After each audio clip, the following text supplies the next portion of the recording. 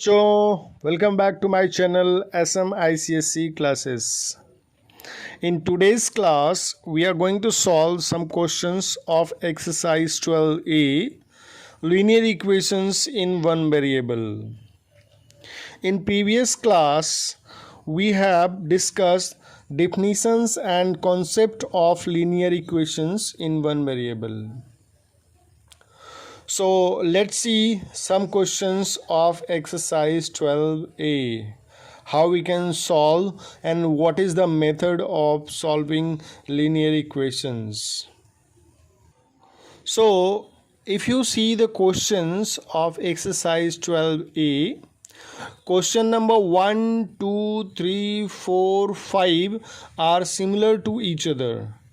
So first I am going to discuss question number 4. So question number 4 I have written here. You can see. पहले इसको general method से solve करेंगे जैसा कि previous classes में हमने सीखा है, क्लास 6 में सीखा है। फिर उसके बाद हम लोग जो मेथड अपनी बुक में दिया हुआ है, न्यू मेथड, बैलेंसिंग मेथड, उसको सीखेंगे। So let's see the general method to solve this linear equation. तो जनरल मेथड क्या है जो हमने अभी तक सीखा है, जैसे हम क्वेश्चंस को सॉल्व करते हैं, लीनियर इक्वेशंस को सॉल्व करते हैं, वैसे ही मैं यहाँ पे दिखाने जा रहा हूँ। सो यहाँ पे देखा जा सकता है 2x and 3x. 2x and 3x can be added because दोनों में x है और नंबर्स हैं। सो 2x और 3x, 2, 3, 5x can be written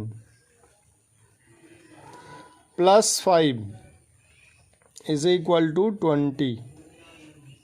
अगर यहाँ पे 4x होता, 7x होता तो हम लोग लिखते 4 and 7 11x। नंबर्स को ऐड कर देते हैं और वेरिएबल को यहाँ पे वैसे ही नोट कर लेते हैं, लेकिन शर्त ये है कि वेरिएबल सेम होना चाहिए। यहाँ पे x है तो x ही होना चाहिए, y है तो y ही होना चाहिए। ये नहीं कि y स्क्वायर या यहाँ पे z हो जाए।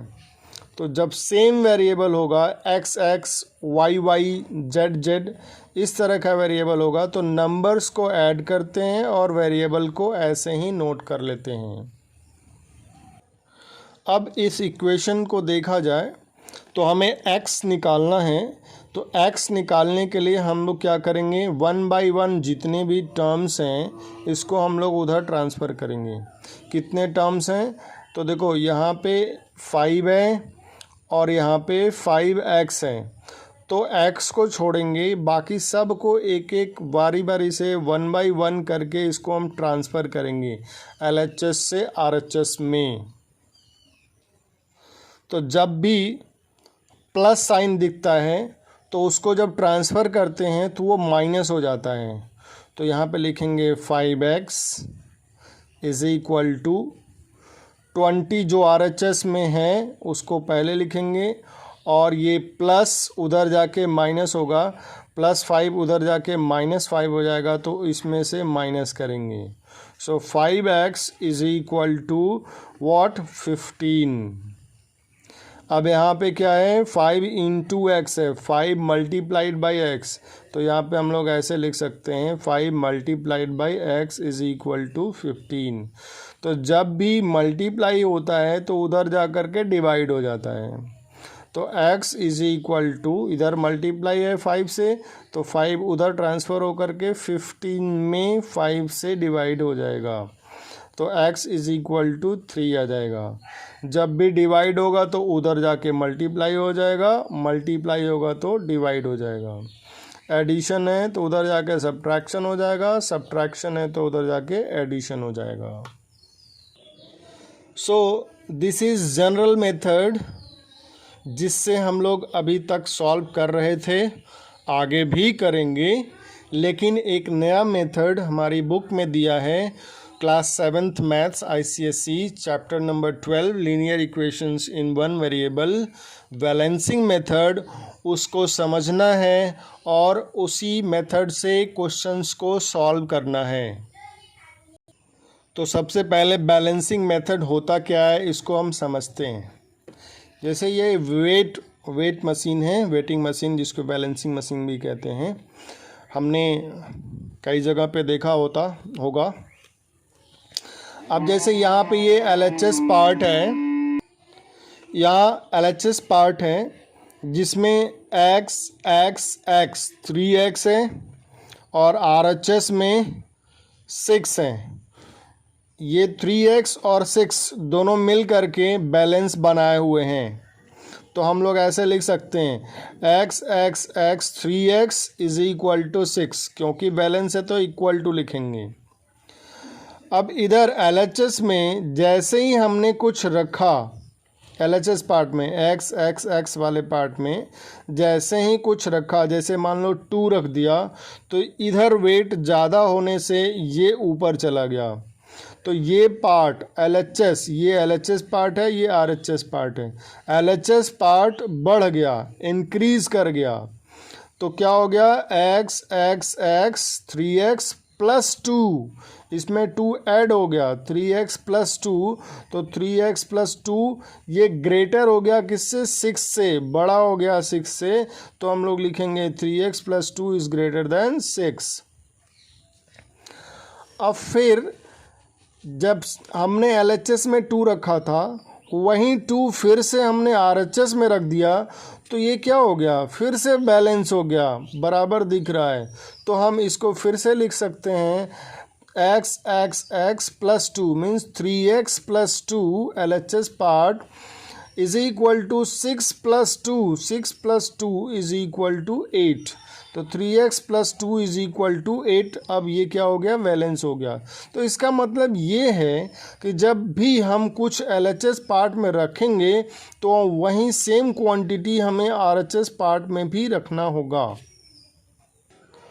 अब सेकेंड डायग्राम में देखें कि यहाँ पे क्या है, x 3x है, इधर 4 है, उधर कितना है 6 and 4, 6 प्लस 4 10 हो गया, और इधर 3x प्लस 4 दोनों बराबर हैं, बैलेंस हैं।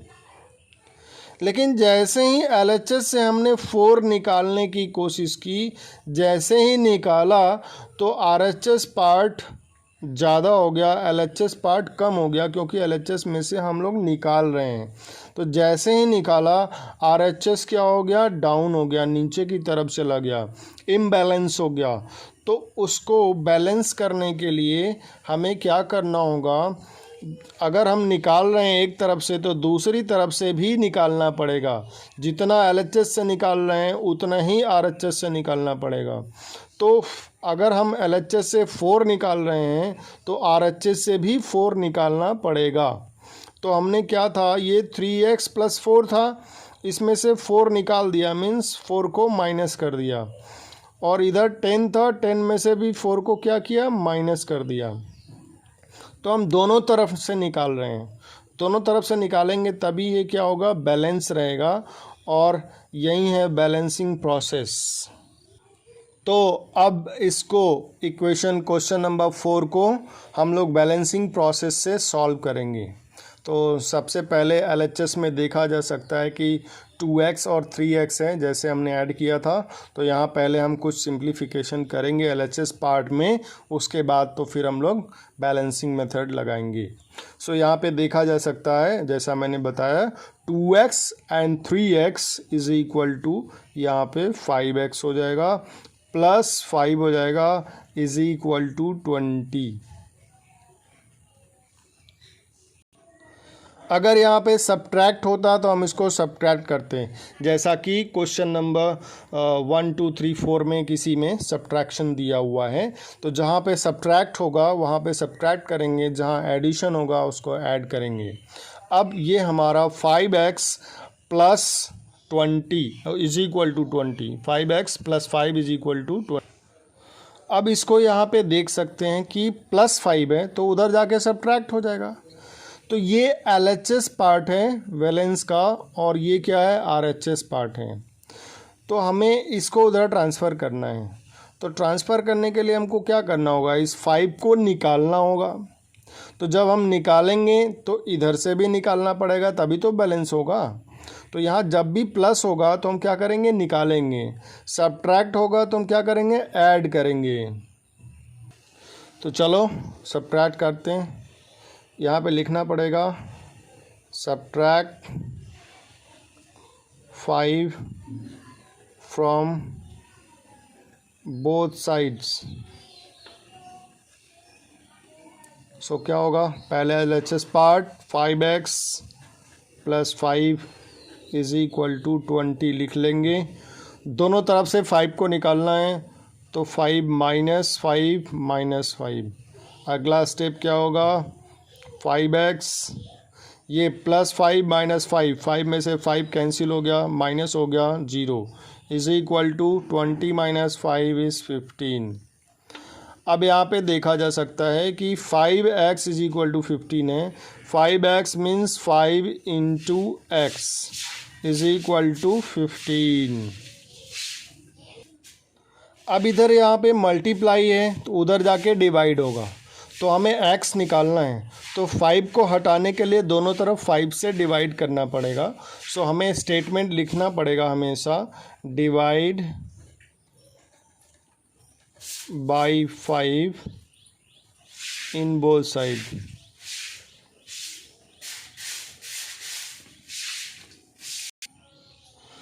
अब यहाँ पे लिखना होगा, पहले लिखेंगे 5x = 15, डिवाइड करेंगे 5 से, अपॉन 5, इधर भी 5। So now the answer of x, the value of x has come 3. This is your answer. So in this way question number 4 we have done. तो बस ध्यान में रखना है ये कि जब यहाँ पे एडिशन होगा तो दोनों तरफ निकालेंगे, सब्ट्रैक्ट करेंगे। मल्टीप्लाई होगा तो दोनों तरफ क्या करेंगे, डिवाइड करेंगे। और आगे दोनों तरफ जब यहाँ पे माइनस होगा तो दोनों तरफ ऐड करेंगे। जब डिवाइड होगा तो दोनों तरफ मल्टीप्लाई करेंगे। So question number 1, 2, 3, 5 are homework. Try to do and ask your doubts in comment. So let's see question number 9. If you see the exercise question, 7, 8, 9, 10 are similar to each other. So मैं question number 9 को solve करने वाला हूँ। यहाँ पे लिखा है solve the equations and check your answer. Solve equation, यहाँ पे एक ही इक्वेशन है। सो 6x - 9 = 2y + 15। So question number 9 में देखा जा सकता है कि ये बैलेंस का लेफ्ट हैंड साइड पार्ट है और ये राइट हैंड साइड पार्ट है। यहाँ पे 6x - 9 है, 9 एक कांस्टेंट है, 6x वेरिएबल पार्ट है। यहाँ भी 2y वेरिएबल पार्ट है और 15 कांस्टेंट पार्ट है। तो हम इसको यहाँ पे सब्ट्रैक्ट नहीं कर सकते हैं, ना ही इसको ऐड कर सकते हैं। बस अब एक ही तरीका है बैलेंस के मेथड से एक दूसरे की तरफ ट्रांसफ़र करना चीज़ों को। सो जब ट्रांसफ़र करेंगे, just minute, by mistake I have written here x, so make it y। दो वेरिएबल का नहीं है, this is y, try to understand. तो जैसे सॉल्व करेंगे, जैसे ही नंबर्स को एक तरफ और वेरिएबल टर्म्स को एक तरफ लाएंगे 1 by 1। तो सबसे पहले मैं इस 9 को उधर ट्रांसफ़र करने वाला हूँ। ट्रांसफ़र करने के लिए यहाँ पे सब्ट्रैक्ट है, तो बैलेंस मेथड से क्या करेंगे, इसमें 9 ऐड करेंगे। जब इधर ऐड करेंगे तो उधर भी क्या करना होगा, 9 ऐड करना पड़ेगा। तो यहाँ पे लिखना होगा, द स्टेटमेंट क्या होगा, ऐड 9 इन बोथ साइड।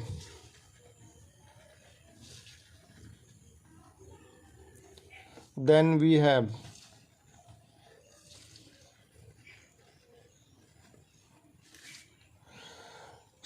यहाँ पे पहले दोनों पार्ट को लिखेंगे। 6y minus 9 is equal to 2y plus 15, हमने लिख लिया। दोनों तरफ 9 को ऐड करना है, तो प्लस 9 प्लस 9, इधर से ये 6x बस 6y बचेगा। 9 plus 9 minus 9 will be cancelled, तो यहाँ पे क्या बचेगा, 2y प्लस 9 एंड 15, 15 प्लस 9 24। अब इस y को इधर ले आना है। कांस्टेंट तो एक तरफ हो गया, नंबर्स एक तरफ हो गया, y वाले वेरिएबल टर्म को LHS में ले आना है, क्योंकि हमने RHS में नंबर्स को ट्रांसफ़र कर दिया। तो यू कैन सी यहाँ पे क्या है, प्लस है, तो इसमें से 2y निकालना पड़ेगा। तो इधर से भी क्या करना पड़ेगा, 2y निकालना पड़ेगा। हम निकाल रहे हैं बैलेंस मेथड से। तो यहाँ पे प्लस है, निकालेंगे तो क्या होगा, माइनस हो जाएगा। तो यहाँ पे लिखना होगा subtract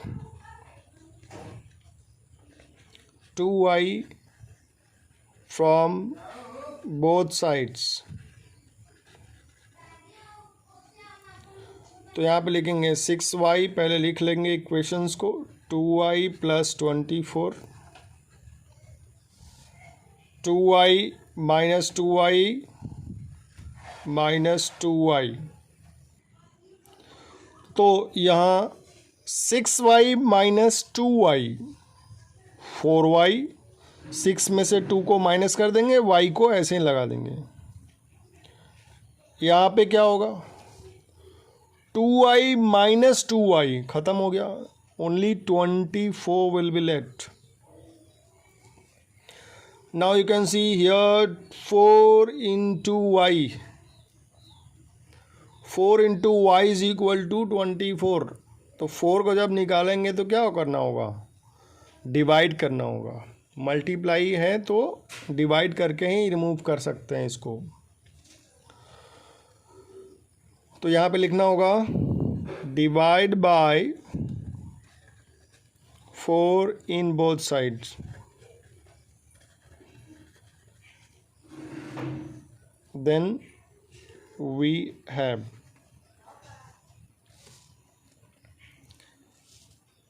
4y is equal to 24 divided by 4, then y is equal to 6 is your answer.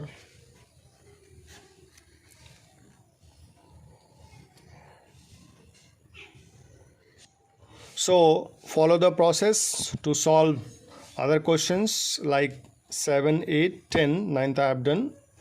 These are similar questions. Try to do and ask your doubts in your comment box.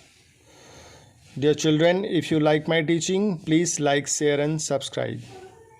In next video, we'll solve some more questions of exercise 12A. Thank you.